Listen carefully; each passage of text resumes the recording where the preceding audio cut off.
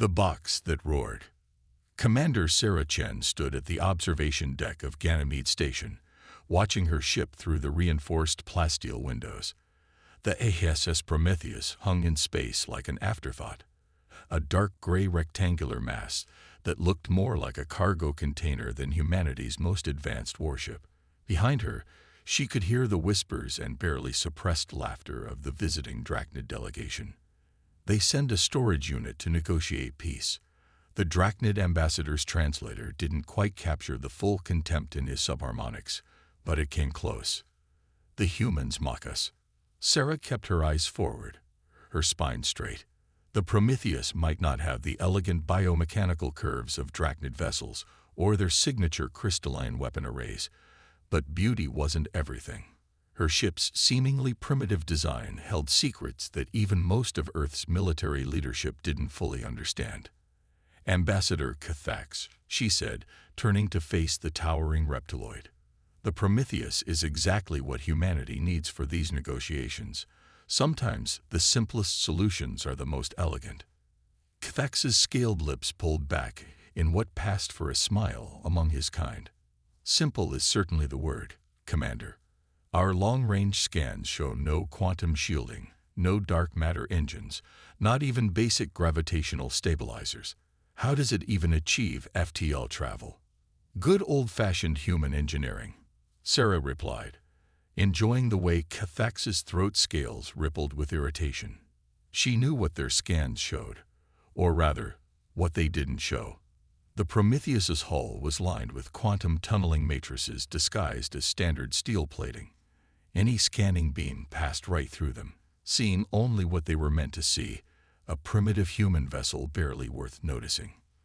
The ship's true heart lay in Dr. Maya Patel's probability drive, a revolutionary system that didn't just navigate through space-time, it navigated through possibility itself. Every primitive system on the Prometheus was actually part of an intricate quantum computer that calculated and manipulated probability fields at a fundamental level. "The Drachnid Empire has spent 10,000 years perfecting the art of war," Cathax continued. "Our fleets have conquered 12 galaxies, yet Earth sends this to prevent us from adding their system to our collection." Sarah turned back to the window, allowing herself a small smile. "Ambassador, humanity hasn't survived this long by being predictable. The Prometheus may surprise you." "The only surprise," Cathax rumbled, "will be if that box survives its first encounter with a real warship." As if on cue, the station's alert sirens began to wail. Red emergency lights bathed the observation deck in crimson as the station's AI announced. Multiple unauthorized quantum signatures detected. Drachnid battle fleet emerging from hyperspace. This is not a drill.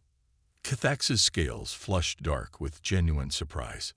"This is not possible. I am the Empire's representative. No fleet movements were authorized." "Looks like someone forgot to send you the memo, Ambassador," Sarah said, already moving toward the exit. "If you'll excuse me, I have a box to attend to." The Prometheus's bridge was a stark contrast to the Baroque command centers of Drachnid ships. No organic control interfaces, no psychic amplifiers, just rows of hardened displays and physical controls designed to keep working even under quantum interference. Sarah settled into the captain's chair as her crew efficiently manned their stations. "Status report," she ordered. 5 Drachnid dreadnoughts just dropped out of hyperspace. Lieutenant Park reported from Tactical. Energy signatures matched the 7th Extermination Fleet. "They're launching fighters." Dr. Maya Patel's voice came through the comm from engineering. "Probability drive is spooled up, Commander. Ready to show them what impossible looks like." "Plot an intercept course," Sarah commanded. "Let's introduce ourselves properly." The Prometheus moved with a grace that belied its boxy appearance, accelerating toward the Drachnid fleet. On their primary display, the enemy ships looked like massive predatory creatures, their biomechanical hulls gleaming with weapon arrays. "They're targeting us," Park announced. "Multiple quantum lance signatures charging." "Let them fire first," Sarah said calmly. "Maya, on my mark, Initiate probability cascade sequence alpha. The space around the Prometheus lit up as 5 quantum lances, each powerful enough to vaporize a small moon, fired simultaneously. In normal spacetime, there was no way to dodge such an attack. But the Prometheus didn't operate in normal spacetime. Mark. The probability drive engage. Reality shimmered as quantum calculations resolved into actual effects. To an outside observer, it would appear that the Prometheus was simultaneously in every possible position it could have occupied, until probability collapsed and the ship simply wasn't where the attacks hit. All quantum lance attacks missed, Park reported, unable to keep the grin from his voice. They're firing again. Of course they are, Sarah said. When you see something impossible, the natural response is to keep shooting at it. Maya, how's our luck holding up? Probability fields are stable, the scientist replied. Every time they fire, the quantum computer calculates the least likely safe position for us to occupy, and then makes that position the most probable one. We could do this all day. The Drachnid ships were firing continuously now, their weapons creating a beautiful but lethal light, show that somehow never quite managed to touch the Prometheus. Sarah could imagine the frustration on their bridge as the primitive human vessel danced through their most sophisticated attacks. Sir, Park called out, we're receiving a transmission from the Drachnid flagship. It's Ambassador Cathax. Put him through. The ambassador's face appeared on the main screen, his scales almost black with rage. What trickery is this? No ship can move like that. No technology we know of. That's rather the point. Ambassador, Sarah interrupted. Humanity doesn't need quantum shields or dark matter engines. We found a different way. Would you like to continue this demonstration, or should we return to those peace negotiations? Cathax's throat scales rippled in what Sarah had learned was their equivalent of a nervous swallow. The Drachnid Empire does not negotiate with inferior. Wrong answer. Sarah nodded to Park. Show them our own little quantum lance. The Prometheus's featureless hull shifted as panels realigned, revealing what appeared to be a simple railgun. But as it fired, the probability drive bent reality around the projectile, multiplying it across quantum possibilities until a single shot became 1,000, each one finding the perfect weak point in Drachnid shields.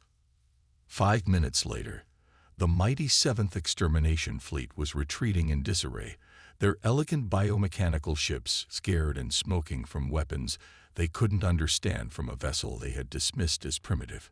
Shall we reschedule those negotiations? Sarah asked the stunned ambassador. I believe we were discussing the benefits of simple solutions. As the Prometheus turned back toward Ganymede Station, Sarah allowed herself a moment of satisfaction. The Drachnids had spent 10,000 years perfecting the art of war, but humanity had spent its entire existence learning to survive against impossible odds. Sometimes the best way to win wasn't to build a bigger weapon, but to change the rules of the game entirely. And if your enemies underestimate you, well, that's just probability in your favor. Dancing with Dragons. 2 weeks after the Prometheus's demonstration, Dr. Maya Patel stood in her lab aboard the ship, staring at probability calculations that shouldn't have been possible. The Drachnids hadn't retreated in shame as Command had hoped. They'd been studying, learning.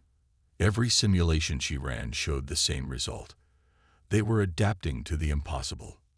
They're trying to weaponize uncertainty, she explained to Commander Chen, gesturing at the quantum displays floating around them. Look at these energy signatures from their latest fleet movements. They're not just building better shields. They're trying to create their own probability fields. Sarah Chen frowned at the complex mathematical models.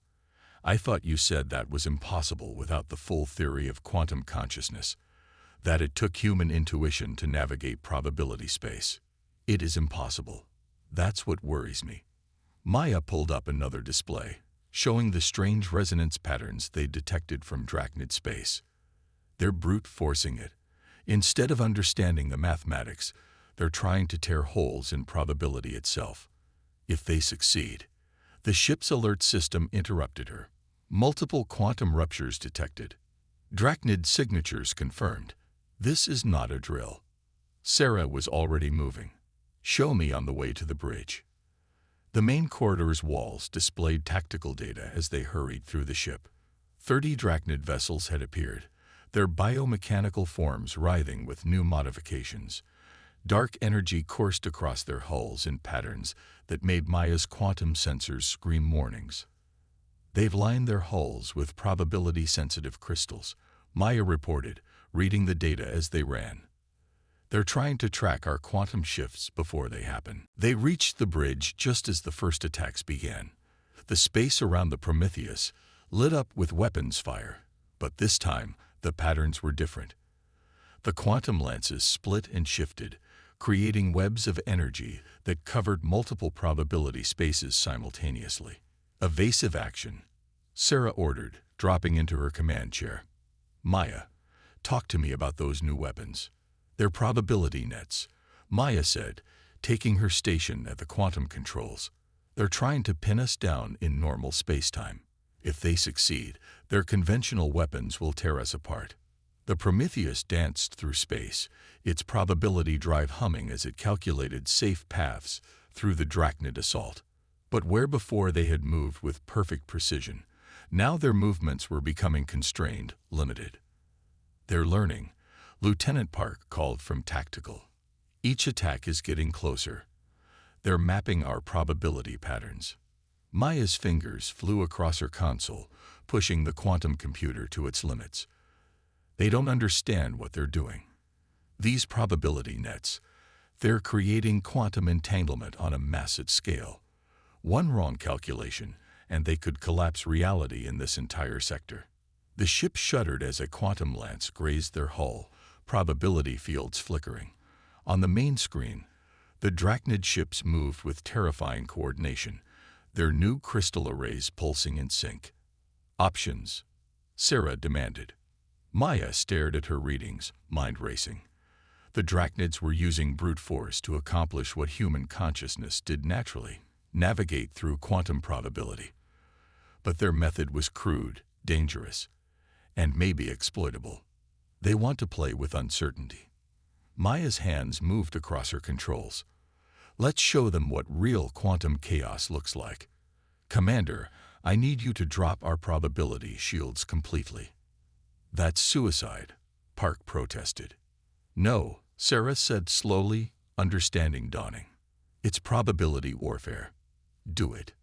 The Prometheus's quantum defenses powered down, leaving them seemingly vulnerable in normal space. The Drachnid fleet surged forward, their probability nets closing in for the kill.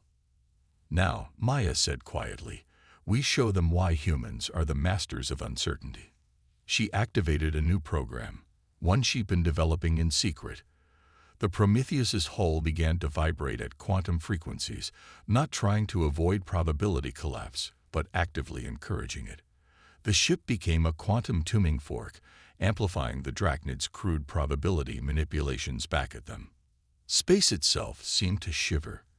The crystalline arrays on the Drachnid ships began to resonate in harmony with the Prometheus's quantum vibrations. Reality flickered as probability waves collided and multiplied. Their quantum nets are feeding back on themselves, Maya reported, her voice tight with concentration.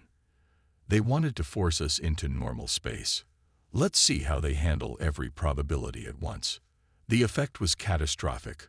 For the Drachnids, their probability-sensitive crystals, designed to trap the Prometheus, instead became conduits for quantum chaos. Ships began to exist in multiple states simultaneously, their biomechanical systems unable to cope with the conflicting realities. Drachnid fleet showing critical quantum destabilization, Park announced. Their hulls they're intersecting with themselves across probability spaces. On the main screen, they watched as Drachnid vessels tied themselves in quantum knots, their own probability nets becoming their undoing. One by one, they were forced to emergency jump away before their ships tore themselves apart. As the last enemy ship fled, Maya collapsed back in her chair. That was too close. They nearly had us. But they didn't, Sarah said, because they made the same mistake everyone makes about humanity. They thought they could outmuscle us, that raw power could overcome understanding. She turned to Maya. How long until they try again? They'll be back, Maya said, already pulling up new calculations. And next time, they'll be even more dangerous. They're learning, adapting. We need to be ready. Sarah nodded, watching the quantum disturbances fade from their sensors. The Drachnids had tried to master probability through force, nearly tearing reality apart in the process. But humanity's strength had never been in brute force. It was in understanding, in seeing patterns where others saw chaos. Then we'll be ready, she said, because while they're learning to break probability, we'll keep learning to dance with it.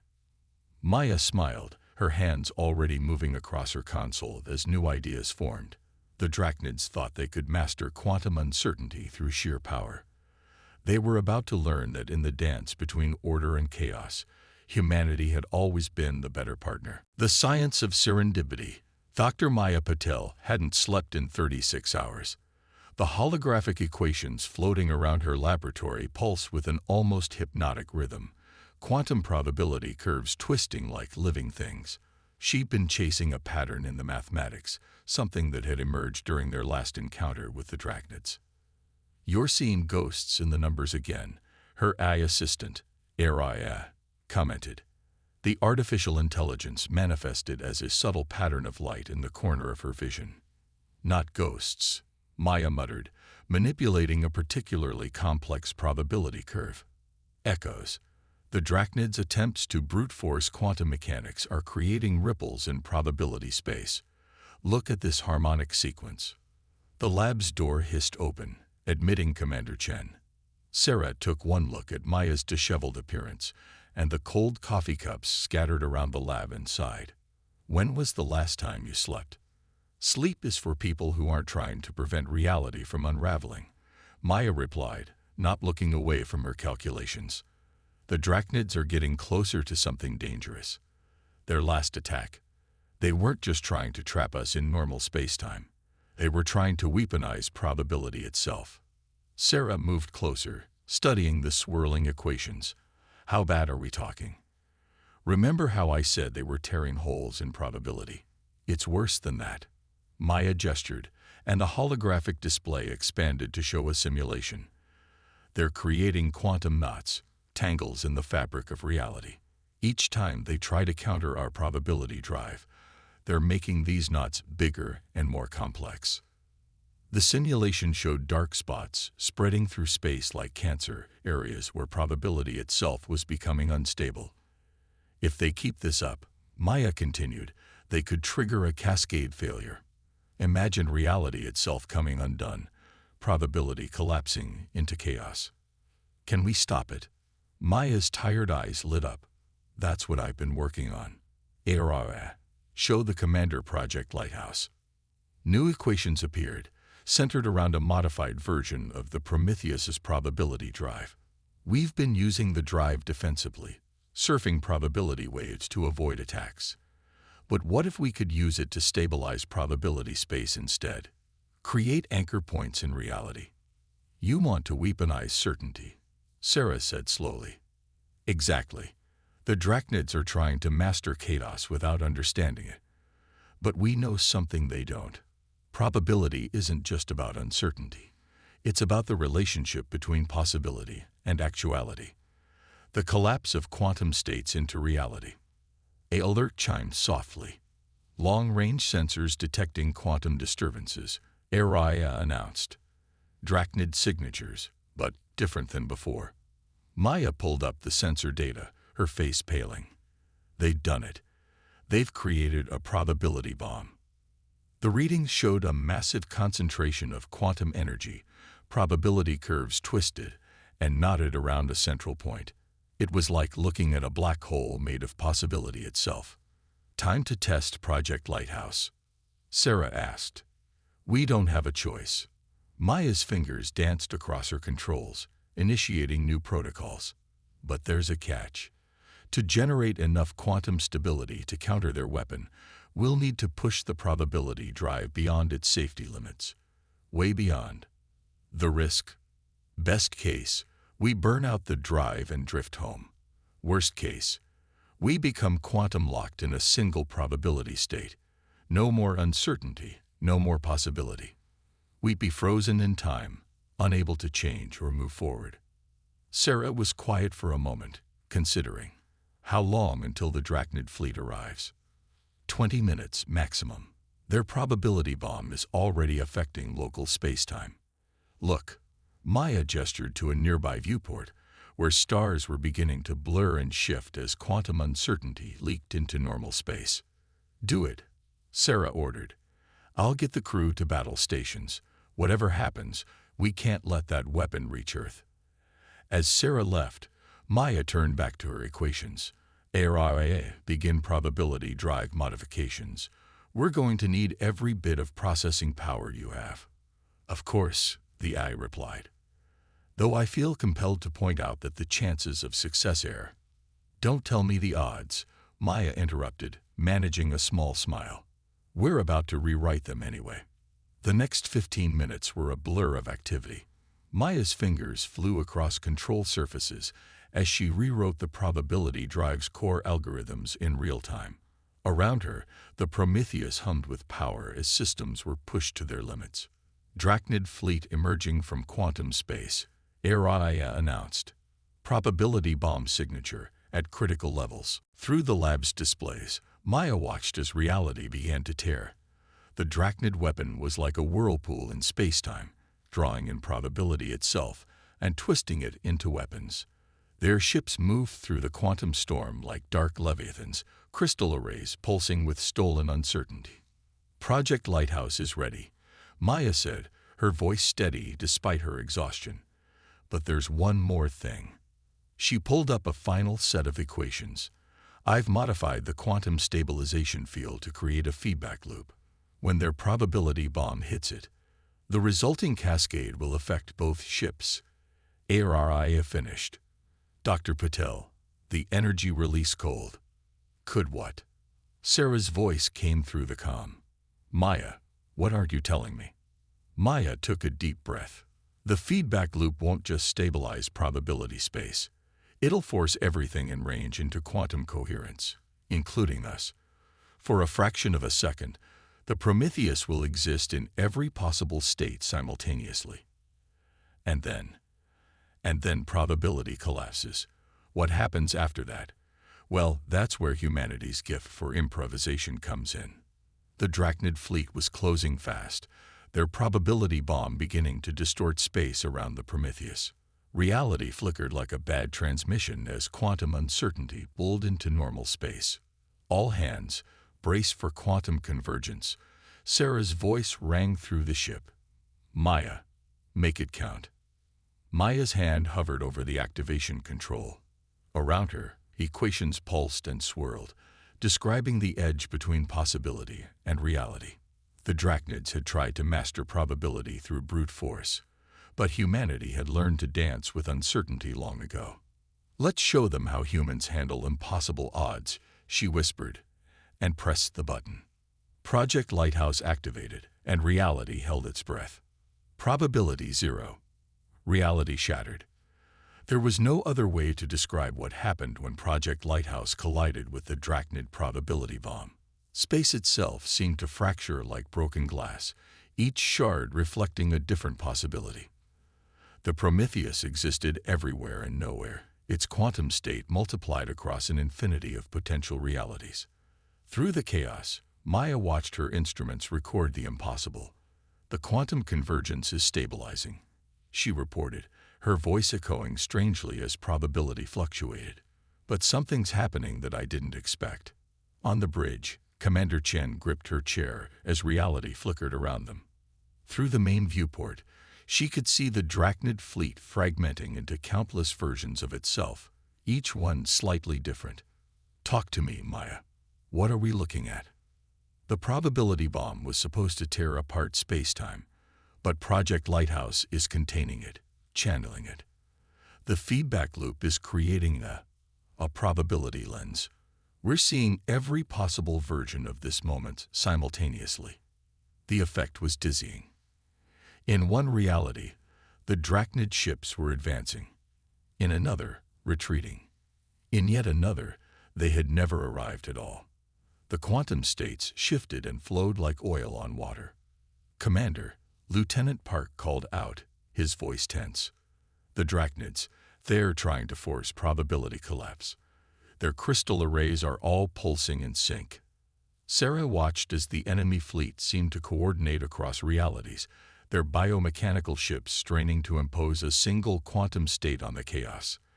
They're still trying to brute force their way through this. "Maya, what happens if they succeed? If they collapse the quantum field now, with this much energy involved?" Maya's hands flew across her controls as she ran calculations. It would be like a probability supernova. Everything within a light year would be locked into whatever quantum state is dominant at the moment of collapse. Through the quantum chaos, a transmission cut through.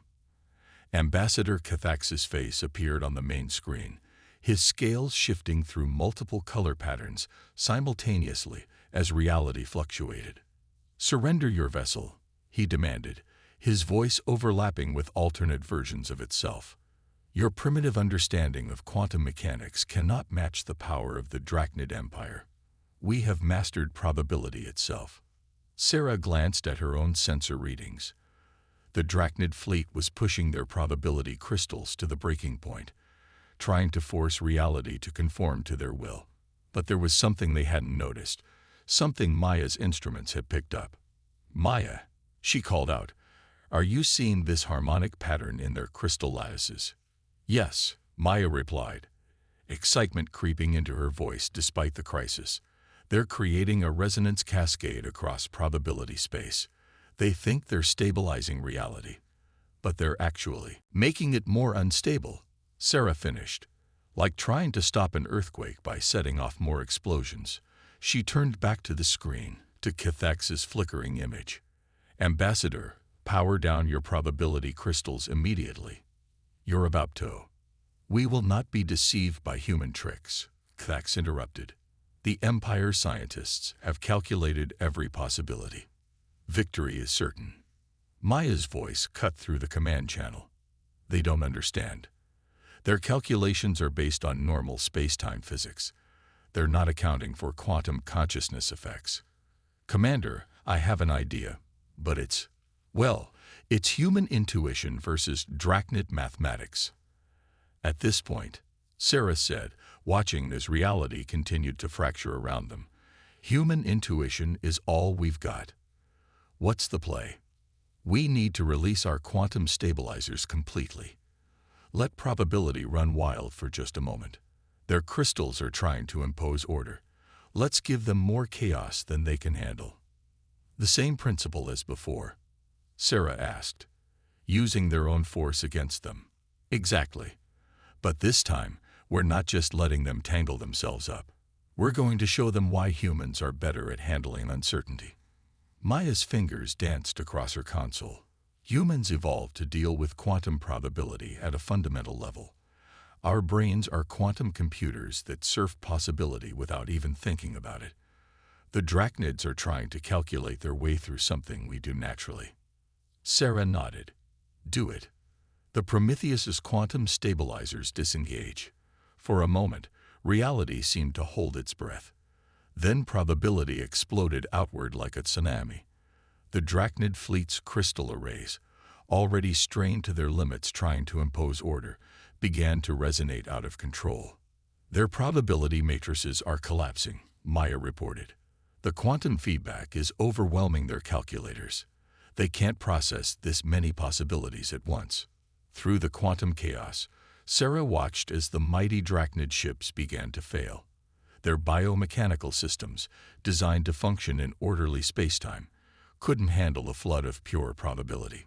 Crystal arrays shattered as reality refused to be forced into their mathematical models. "Probability collapse imminent," Araya announced. "Recommend immediate quantum stabilization." "Not yet," Maya said, her eyes fixed on her readings. "The Drachnids are about to learn the final lesson about human nature. Sometimes, the only way to restore order is to embrace chaos completely." The space around the Prometheus erupted in quantum fire as probability itself rebelled against the Drachnid's attempts to control it.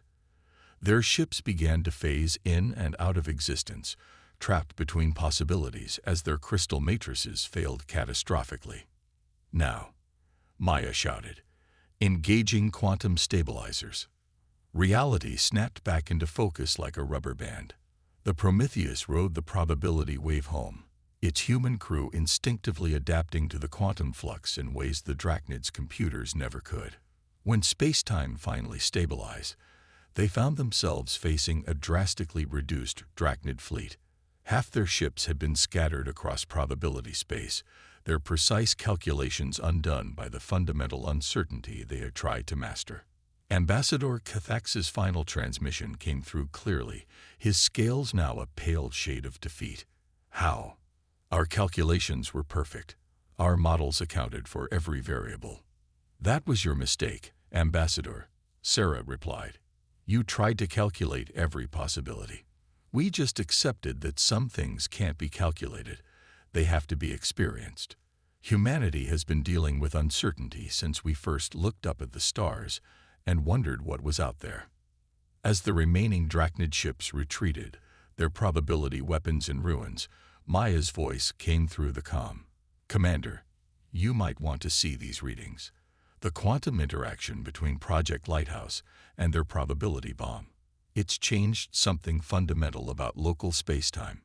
Sarah looked out at the stars, which seemed somehow brighter, more alive with possibility than before. "Changed how?" "I'm not sure yet," Maya admitted. "But I think we just discovered something new about the relationship between consciousness, probability, and reality itself. Something that could change everything we thought we knew about quantum mechanics." "In other words," Sarah said with a smile, "another impossible problem for humanity to solve." "Exactly. And if there's one thing today proved, it's that impossible problems are our specialty." The Prometheus turned toward home, leaving behind a sector of space where probability itself had been forever altered by the clash between human intuition and alien mathematics. They had faced the impossible and emerged victorious, not through superior firepower or advanced technology, but through humanity's greatest strength, the ability to face uncertainty with creativity, adaptability, and the courage to leap into the unknown. The last laugh.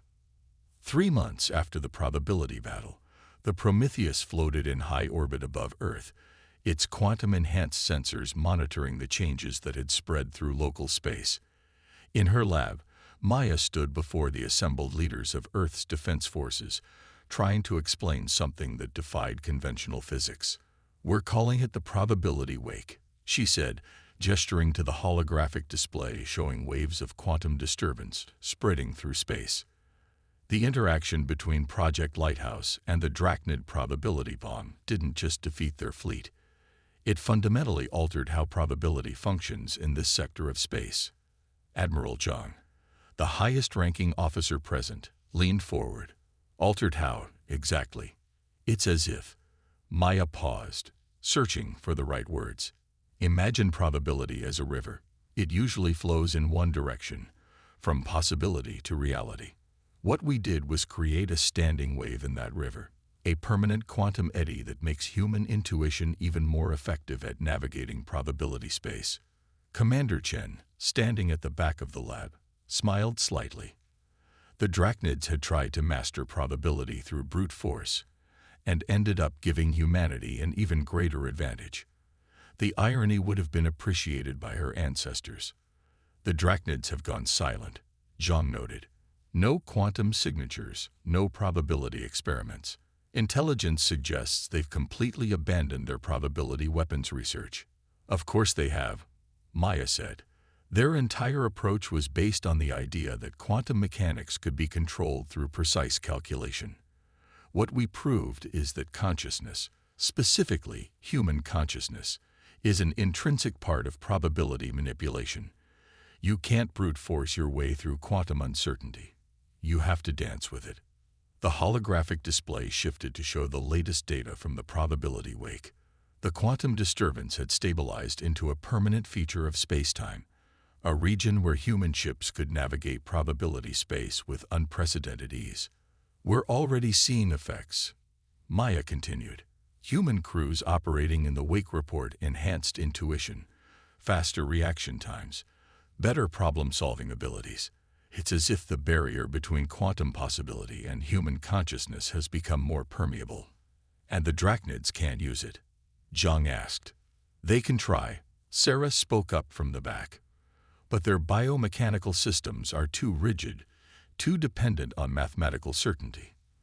The Wake rewards improvisation, creativity, the very things that make humans human. The Admiral nodded slowly. The Empire has requested new peace talks. Now we know why. They didn't just lose a battle.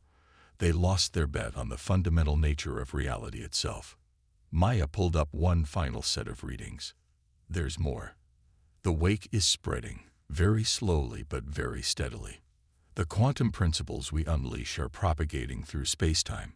Within a few centuries, this effect could reach across the entire galaxy, making the entire Milky Way more human-friendly, Sarah asked. In a way, Maya smiled. We're not just adapting to the universe anymore. The universe is adapting to us. The briefing concluded and the officers filed out, leaving Maya and Sarah alone in the lab. Through the viewport, Earth shone blue and peaceful, unknowingly bathed in the quantum possibilities that its children had unleashed. You know what this means, Sarah said quietly. Every human ship that enters the Wake becomes more effective. Every crew becomes more intuitive, more creative. We've essentially created a force multiplier for human potential itself. And we did it by being exactly what we are, Maya replied. The Drachnids tried to impose their will on quantum mechanics. We just listened to it, worked with it, like humanity has always done with the forces of nature. Sarah moved to stand beside her friend, watching the quantum disturbances shimmer through space. They laughed at us, she said, called our ship primitive, called our technology backwards. They never understood that sometimes the simplest solution is the right one. The simple solution being trust human intuition, Maya asked with a grin. Exactly. We've spent our entire history facing uncertainty, adapting to the impossible, finding ways to survive and thrive in a universe that often seems hostile to our very existence. The Drachnids thought they could calculate their way to victory. We knew better. Maya's console chimed softly. Another set of readings from the Wake showed new patterns forming, new possibilities emerging. You know what the best part is? This is just the beginning. The Wake isn't just changing space, it's changing us. Every human who interacts with it becomes a little better at seeing possibilities, at finding solutions where none seem to exist. Evolution in action, Sarah suggested. More like humanity coming into its true potential. We've always had this ability to surf probability, to find the right path through impossible odds. Now we're just getting better at it. Through the viewport, they could see other Earth ships beginning to adopt the Prometheus's primitive design. Humanity had learned that sometimes the most advanced technology didn't need to look advanced. Sometimes, the most powerful solutions came wrapped in the simplest packages. They're still laughing at our ships, you know, Sarah said. The other species, still calling them boxes and coffins. Maya's smile widened. Let them laugh. We know something they don't. The universe isn't a problem to be solved. It's a dance partner, waiting for someone who knows the right steps. As if to emphasize her point, the quantum Wake shimmered with new possibilities, a visible reminder that humanity had found its place in the cosmic dance, not as conquerors or calculators, but as improvisers, creators, dreamers who had learned to waltz with probability itself. The Drachnids had sought to master uncertainty through force, and in doing so, they had given humanity an even greater gift, proof that our very nature, our ability to face the unknown with creativity and courage, was the key to unlocking the universe's deepest mysteries. And that, perhaps, was the greatest victory of all. Not just winning a battle, but discovering that humanity's greatest perceived weakness, our embrace of uncertainty, was actually our greatest strength. The stars seemed to twinkle more brightly in the quantum wake, as if sharing a private joke with the species that had finally learned to dance with infinity itself. Somewhere out there, the drachnids were still trying to calculate their way to supremacy, never understanding that some things couldn't be conquered. They could only be experienced, embraced, and transformed through the uniquely human gift of facing the impossible with a smile and asking, "What's next?"